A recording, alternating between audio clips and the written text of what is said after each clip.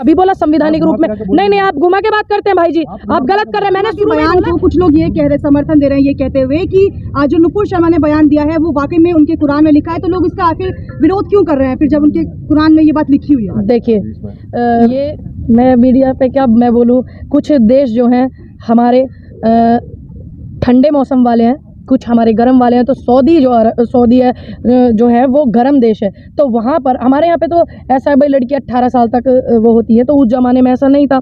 उस ज़माने में ये था कि अगर बेटियों को मासिक धर्म जो है 15 साल की उम्र में हो जाए, ठीक है, पीरियड, तो वो बालिक मानी जाती थी। लेकिन जब उनको उस जो गर्म देश पूनम है, चाहे वो रेशमा है, चाहे वो रश्मि है, अगर गलत किया है संविधान के अकॉर्डिंग जो सज़ा मिलनी चाहिए वो मिलनी चाहिए, चाहे कोई भी व्यक्ति है। और ये नहीं है कि एक ही व्यक्ति को या एक ही बिरादरी या एक ही समुदाय को आप टारगेट करो। गलत तो गलत, चाहे वो किसी भी धर्म से हो, किसी भी बिरादरी से हो। आपको लगता है कि टारगेट किया जा रहा है बार-बार? जी बुलडोजर चलना चाहिए या नहीं? देखिए अगर एक बात बताइए, जो संविधान में है उसमें है तो चलना चाहिए, अगर नहीं है तो अपनी मर्जी के मालिक हो रहे हैं ना। देश में सरकार ही अपनी मर्जी की मालिक हो रही है। जो एक तरीके से सजा दी जाती है, हमारे यहाँ पे कोर्ट है, ठीक है, कोर्ट में सुनवाई होती है और तब जा करके सजा होती थी। हमने तो यही देखा आज तक। बाकी अब नए स्टाइल में, नए अंदाज में सजा दी जा रही है, अभी नए अंदाज में दी जा रही है। सरकार है किसी भी उससे, अब देखिए एक व्यक्ति है वो गुनहगार हो सकता है, उसकी माँ नहीं हो सकती ना, उसका पिता नहीं हो सकता, उसके छोटे बच्चे नहीं हो सकते। जो गुनहगार है उसको सजा दो, उसको उम्र कैद करो, उसको जेल में बंद करो, उसको कुछ भी करो, है ना। तो एक कोर्ट जो थी, फिर इसका मतलब कोर्ट बड़ी नहीं है। हमने तो यही सुना कि कोर्ट सबसे बड़ा माना जाता है, तो इसका मतलब मुख्यमंत्री बड़े हैं, कोर्ट बड़ी नहीं है। और बाकी अगर ये सजा देना कोर्ट के अनुसार के सही है तो देनी चाहिए, चाहे मैं भी क्यों ना हूँ। कॉन्स्टिट्यूशन में तो ये नहीं है कि आप बुलडोजर चलाओ। वही मैंने तो शुरू में ही बोला, आपने सुना नहीं, मैंने ठीक से शुरू में ही बोला था। के बारे में क्या कहेंगे? मैं यही बोलूँगी, देखो एक सत्ताधारी पार्टी की प्रवक्ता की वजह से हमारे देश को और हमारे देश के लोगों को जो बातें झेलनी पड़ी, और हमारे जो देश के प्रोडक्ट हैं वो अरब की कंट्रियों में जो बैन हुए हैं, उन्होंने बैन कर दिए हैं। ये हमारे देश का नुकसान है, इसमें एक प्रवक्ता का या एक पार्टी का किसी का नुकसान नहीं है, ये हमारे देश का नुकसान है। और किसी भी, मानिए अगर आने वाले समय में कोई मेरे सनातन धर्म के खिलाफ कोई कुछ बोलेगा तो मुझे भी तो बुरा लगेगा ना। अगर कोई सिख धर्म के खिलाफ कोई बोलेगा तो सिख धर्म को भी बुरा लगेगा। किसी भी धर्म के खिलाफ या उनके धर्म गुरु या उनके नबी या उनके गुरुदेव नानक देव या कोई भी व्यक्ति ऐसे जो हमारे धर्म गुरु होते हैं उनके खिलाफ कोई बोलेगा तो बुरा तो लगने वाली बात है ही। दूसरी बात, ऐसे मेन बात ये नहीं कि उनने बोल क्या दिया और हमें क्या एक्शन करना चाहिए, हम क्या उन पर टिप्पणी कर रहे हैं। मेन बात ये है कि इससे हमारे देश की जो शांति है वो भंग हुई है, ठीक। और दूसरी बात, ये शांति भंग ना हो उसके लिए हमें क्या करना चाहिए, हमारी सरकार को क्या करना चाहिए। अभी सरकार ही तो कर सकती है सब कुछ, मैं मुख्यमंत्री नहीं हूँ जो मैं कुछ करूंगी, तो सरकार को इस पर कड़ी कार्रवाई करनी चाहिए। देखिए सुनिए, सुन लीजिए, अभी जब विपक्ष जो कितना भी जोर लगा लेगा उसके बावजूद भी ये लोग नहीं मानते, बेशर्माई की हदें पार करते हैं, तो उस पर आप क्या कहोगे। जब पहले आंदोलन होते थे तो राज्य सरकारें गिर जाती थी, आंदोलन बड़े होते थे तो देश की सरकारें गिर जाती थी। लेकिन अब मुद्दा सोचने वाला मुद्दा क्या है, मुद्दा ये है कि अब इसका जो समस्या का जो समाधान है वो कैसे हो। जो संवैधानिक तरीके से सजा होती है वो सजा मिलनी चाहिए, ताकि आने वाले समय में कोई मुस्लिम सनातन धर्म को टारगेट ना करे, कोई सनातन धर्म का व्यक्ति मुस्लिम धर्म को टारगेट ना करे, या कोई ईसाई धर्म को टारगेट ना करे, या वो लोग हमें टारगेट ना करे, कोई भी किसी भी धर्म के खिलाफ टिप्पणी ना करे। ये बहुत जरूरी है। अभी मेन मुद्दा क्या है, मेन मुद्दा तो ये है ना कि संवैधानिक तरीके से सजा जरूर मिलनी चाहिए। लेकिन प्रदर्शन करने का भी तरीका होता है ना, कि हिंसा तो नहीं करनी चाहिए। मैंने कब कहा कि आप हिंसा करो, मैं तो बिल्कुल भी हिंसा को बढ़ावा नहीं देती। अपने हक के लिए, लोकतंत्र देश में आप हैं तो आप प्रदर्शन कर सकते हैं, ये आपको भी पता है। लेकिन मैंने तो कभी ये नहीं बोला कि आप हिंसा को बढ़ावा दो। हिंसा होना उससे हमारे देश का ही नुकसान है, हमारा नुकसान है, आपका अपना नुकसान, आम जनता का नुकसान है। किसी बड़े नेता का नुकसान नहीं, किसी पार्टी का नुकसान नहीं, सरकार का नुकसान नहीं। उससे लेकिन इतना मांगी है ना तो माफ कर देनी चाहिए। देखिए अगर माफी मांगी है अच्छी बात है, देर आए दुरुस्त आए, माफी मांगी ये अच्छी बात है। अगर हमसे गलती होती है, हमसे भी गलतियां हुई हैं तो हमने भी माफी मांगी है। लेकिन आने वाले समय में सबसे पहले आप सत्ताधारी पार्टी को देखिए ना, सबसे पहले जब बैठ करके इनके प्रवक्ता धर्म के खिलाफ डिबेट करते थे, है ना, और ये जो दासने वाले उस पर इतना धर्म के खिलाफ वो किया गया, या और भी जो इधर से किया गया, तो ये नहीं करना चाहिए। आप ऐसे लोगों को टीवी पे, चैनल पे, वीडियो में क्यों जगह दे रहे हो जो एक धर्म की बात है, आपको पता है धर्म की जब बात आएगी तो कोई भी व्यक्ति नहीं इस बात को वो करेगा, तो फिर ये हिंसा का रूप ना ले ले। मेन चीज है, अच्छी बात है नुपुर शर्मा जी ने माफी मांगी है तो उनको माफ कर देना चाहिए। मैम, इतना वक्त हो चुका है। प्रतिबंध लगा दिया है जिन्होंने नुपुर शर्मा के विरोध में रैली निकाली थी। देखिए अभी एक महिला ने गलती की, माफी मांग ली, ठीक, लेकिन बहुत सारे लोग मैं देख रही हूँ उसमें जो है सपोर्ट भी कर रहे हैं गलत बात को। एक ट्वीट कर दे तो जेल। हाँ वही देखिए वही मैं बोलने वाली हूँ, लेकिन माफी मांग ली ये अच्छी बात है, लेकिन एक ये ट्वीट भी मैंने रीट्वीट भी किया हुआ है।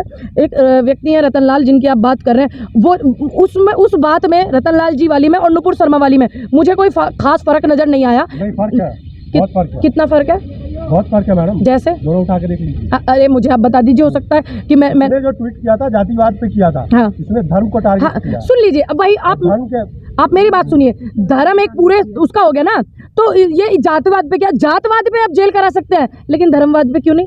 ये इसलिए मुझे फर्क नजर नहीं आया, क्योंकि जब आप जातवाद पे करा सकते हो तो आप इतना फर्क क्यों करो? आप उस बात पे भी उनको जो संविधान में सजा दी गई है तो करवाना चाहिए सजा। ये कहा था अगर ये शिवलिंग है, अगर है, प्रमाण नहीं था कि है या नहीं है, तब उसको मिला और कहानी था, लिखा था उन्होंने, रीट्वीट किया। हाँ वही तो मैं बोल रही, तो फिर यहाँ फर्क क्यों?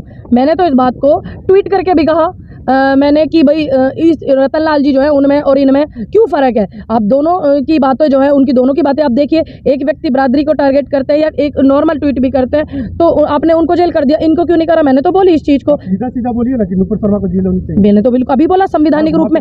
नहीं आप घुमा के बात करते हैं भाई जी, आप गलत कर रहे हैं। मैंने शुरू में ही बोला कि जो संविधान के दायरे में आती है सजा वो होनी चाहिए, इसका मतलब आपने ठीक से सुना नहीं, आप ध्यान से सुनिए। मैंने शुरू में ही बोला, ये मत बोलिए कि घुमा के बोला। मैंने ये बोला जो संविधान में सजा होती है, जो कार्रवाई होती है वो संविधान में वो उनको होनी चाहिए। आपने कैसे बोला कि आपने घुमा के बोला? मैंने तो नहीं बोला। नुपुर शर्मा के ऊपर अब हो सकता जिन धाराओं में एफआईआर हुई है, हाई कोर्ट और सुप्रीम कोर्ट का कहना यह है कि उनमें मिनिमम 8 साल की सजा होनी चाहिए, अगर उससे कम है तो उसे गिरफ्तार नहीं किया जा सकता, चाहे उसमें ओवैसी हो या नुपुर शर्मा हो। देखिए अब ये तो नई बात है, एक तो सॉरी बोल दो, एक माफी मांग लो, एक सपोर्ट कर दो, एक ये नई बात। एक तरफ तुम उन्हें वो देने प्रोटेक्शन करने लग जाओ, एक तरफ तुम उनको पार्टी से निकाल दो। यूँ समझ में सिस्टम नहीं आ रहा, सीधी बात करनी चाहिए ना। ये आपको जो पता है, ये इतनी एक व्यक्ति ने एक बिरादरी को वो क्या कर दिया, एक ट्वीट क्या कर दिया, उसको जेल। एक व्यक्ति ने किसी के लिए 2 शब्द बोल दिया, उसको जेल, है ना? तो यही बहुत सारी चीज़ है। अभी क्या करें, मैं अगर पार्टी में हूँ तो मैं भी तो सही बात को कहूंगी ना। और मैं जब सत्ताधारी पार्टी में नहीं हूँ, मेरी सरकार नहीं है, तो मैं क्या बोलूँ? मैं सिर्फ अपील कर सकती हूँ देश के प्रधानमंत्री से, मैं अपील कर सकती हूँ गृह मंत्री से कि देश में शांति बहुत जरूरी है। तो इसलिए जो आहत हुए हैं, जिनका मन दुखी हुआ है, उस सॉरी मांगने से काम नहीं चल रहा, तो आप संवैधानिक तरीके से जो कार्रवाई है वो कर दीजिए। भाई गलत तो गलत है ना। अरब कंट्रीज भी इस पूरे मामले में आ चुका है और पूरी तरीके से प्रदर्शन हो रहा है। हाँ मैंने वीडियो देखा है। तुर्की और अमित शाह भी अभी तक अपनी चुप्पी नहीं तोड़ पाए हैं, और इस पर आप कब बोलेंगे? मैं तो वही बोल रही हूँ, मैंने तो प्रधानमंत्री से अपील की है ना, अभी अपने देश के पहले प्रधान से अपील कर रहे हैं, गृह मंत्री जी से भी कर रहे हैं। मैं एक वीडियो देख रही थी, टर्की में जो हमारे भारत दूतावास है वहाँ पर कुछ लोग इकट्ठा होकर के वो कर रहे हैं इसी उसमें प्रोटेस्ट। तो इस चीज़ को आप ज़्यादा क्यों बढ़ावा दे रहे हो? आप सरकार में हो, आपका काम है देश में शांति, आपका काम है दूसरे देशों में हमारे प्रति जो सम्मान है वो बना रहना चाहिए। सरकार का भी काम है, हमारा भी काम है कि हमारे देश का सम्मान बना रहनी चाहिए। क्यों जगह हमारे देश की वो कराना चाह रहे हो? तो आप इस मैटर को खत्म करो, जो कानूनी कार्रवाई है वो कानूनी कार्रवाई करके। नुपुर शर्मा के बयान को कुछ लोग ये कह रहे, समर्थन दे रहे हैं ये कहते हुए कि जो नुपुर शर्मा ने बयान दिया है वो वाकई में उनके कुरान में लिखा है, तो लोग इसका आखिर विरोध क्यों कर रहे हैं फिर जब उनके कुरान में ये बात लिखी हुई है?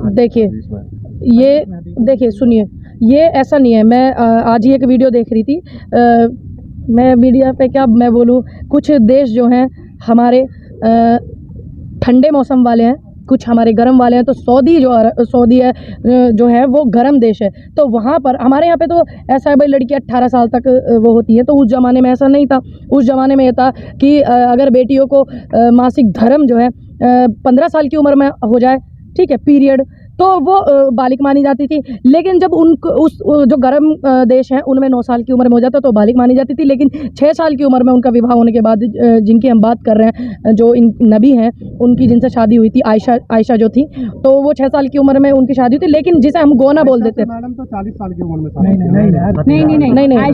नहीं भाई, आप यार भाई कोई देखिए, उनके ऐसे पहले ये नहीं था। आज 18 साल की उम्र में हमारे यहाँ पे ऐसा होता है कि भाई शादी होती है। है, लेकिन उस जमाने में उस पहले जो था वो 6 साल की उम्र में उनकी शादी हुई। लेकिन उधर क्या था, जब लड़कियों को पीरियड होते 9 साल की उम्र में उधर होते थे, क्योंकि गर्म देश था। तो उनकी माता जी ने ही उनके गोना, हमारे यहाँ तो गोना बोलते हैं, मुझे नहीं पता उनके यहाँ पे क्या बोलते हैं, तो वो उनको खुद ही बोला कि अब इनका गोना करके ले जाइए। तो उनके धर्म में या उस जमाने में जो चीज़ें थी, और जब लड़की जो है बालिक मानी जाती थी, तो उस पर मैं क्या कहूँ, आप बताइए। ये तो आपको भी पता है अगर आपने पढ़ा हो तो, कि पहले यही सिस्टम था जब बेटियों को, जब नुपुर शर्मा ने जो बयान दिया वो सही है, क्योंकि नहीं, मैंने तो नहीं, 9 साल में सुन लीजिए, ये मैंने ये नहीं बोला यार, आप घुमा के क्यों बोलती हैं मेरी बहन।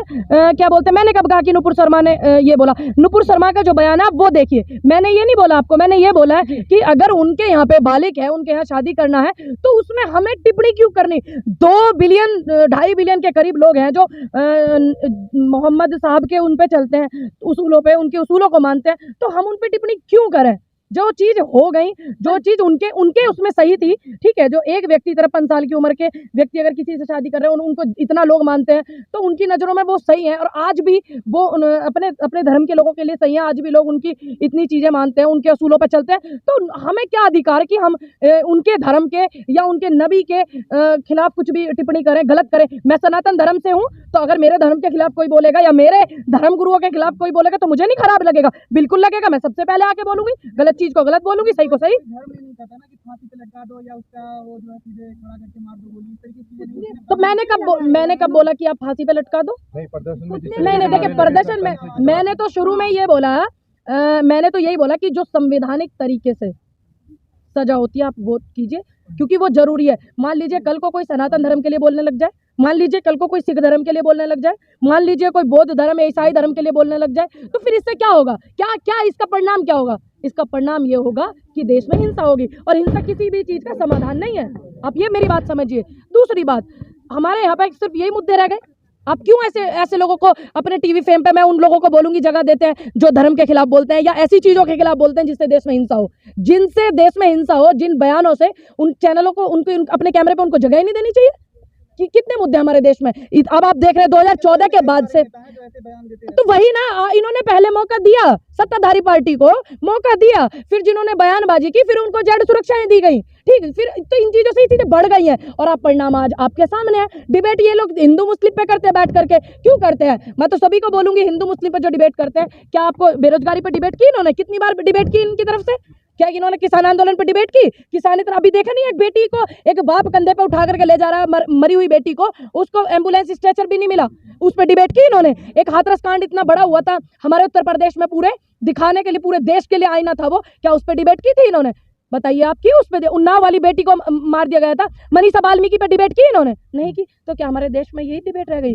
बहुत सारी समस्या है। वायरल हो रहा है ट्विटर पे, जो विधायक खुद गाना है, उन्होंने कहा कि जो पीटते हुए, हाँ, तो क्या कहेंगे उस पर, क्या आपका रिएक्शन। देखिए, बच्चों को पीटते हुए, बच्चों को पीटा, ये तो क्या बोलते हैं, नाइंसाफी है। बच्चों को नहीं पीट सकते आप। बाकी अगर कोई भी चीज़ है, मेरा तो एक मानना है, अगर मुझे किसी से कोई तकलीफ होगी तो मैं इस देश की बेटी हूँ, मैं इस देश के कानून को पहले वो करूँगी। मेरे लिए जो हक है, मैं इस देश में पैदा होने पर मुझे जो अधिकार मिलते हैं, बेशक मैं सत्ताधारी पार्टी से नहीं हूँ, मैं विपक्ष पार्टी से हूँ, लेकिन मेरा फिर भी यह कर्तव्य बनता है कि मैं सबसे पहले कानून का इस्तेमाल करूं। मैं कानून 56 इंच का सीना कहा जाता है, लेकिन जिस तरीके से अरब देशों में बेइज्जती हो रही है भारत की, माफी मांगने की बात की जा रही है और पूरी तरीके से सामान को बॉयकॉट करने की बात, वही मैंने बोला, हमारे जो प्रोडक्ट हैं उनको बैन कर दिया गया अरब की कंट्रियों में, और ये भी बोला गया कि हम जो है जहाँ यहाँ पे हमारे भारतीय जो काम कर रहे हैं बाहर अरब के देशों में, कि इनको अब यहाँ पे काम करने नहीं दिया जाएगा। तो मेरा अनुरोध है बहुत ज़्यादा अरब की कंट्रियों से कि आप इस बात को बिल्कुल ना भूलें कि हमारे यहाँ पर जो आपके यहाँ आपके देश को जो डेवलप करने में हमारे भारतीयों का बहुत योगदान है। और ऐसे लोगों के बयानबाजी, आप ये समझिएगा कि कोई मूर्ख है, और ऐसे लोगों ने जो किया, मैं समझती हूँ कि आपको बहुत ज़्यादा आहत हुआ है, और आप हमारे भारतीय भाइयों की इस बात को नज़रअंदाज मत करिएगा कि आपके देश को हमारे लोगों ने भी डेवलप किया। किसी ने वहाँ काम करके, मिस्त्री का, किसी ने वहाँ कुछ करके, गाड़ी चला कर, किसी ने पढ़ाई लिखाई करके, किसी ने इंजीनियर बन करके